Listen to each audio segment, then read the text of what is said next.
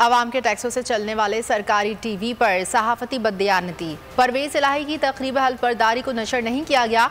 सरकारी टीवी ने वज़ीर आला पंजाब की हल्फबरदारी की तकरीब बराह रास्त नशर नहीं की, बल्कि तकरीब स्क्रीन के सिर्फ एक हिस्से पर चलाई गई। फवाद चौधरी का कहना है कि सरकारी टीवी तकरीब दिखाए ना दिखाए परवेज इलाही वज़ीर आला बन गए।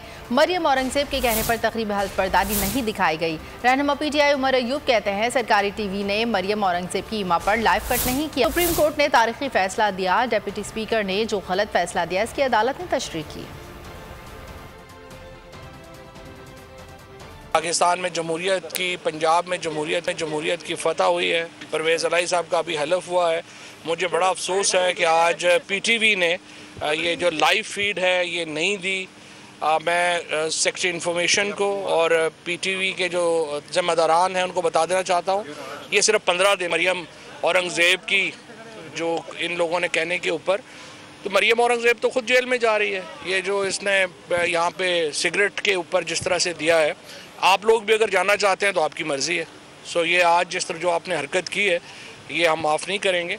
एक रियासत की कुछ जिम्मेदारियाँ होती हैं, उसको मलहूज़ नहीं रखा गया और मैं समझता हूँ कि बड़ा अनफॉर्चुनेट है। प्रेसिडेंट हाउस में ऑफिशियल फंक्शन है, सुप्रीम कोर्ट ऑफ पाकिस्तान का हुक्म है और उसके बाद आपने जो हरकत की है इसको आसानी से नहीं लिया जाएगा।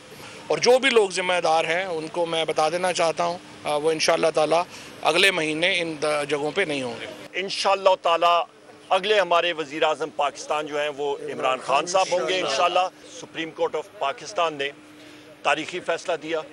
स्पीकर ने गलत फ़ैसला लिया था, आज उसको सुप्रीम कोर्ट ने उसकी सही तशरीह की है कि 2 बजे सुबह रात के इस टाइम पे हलफ बर्दारी की मुहिम हुई है।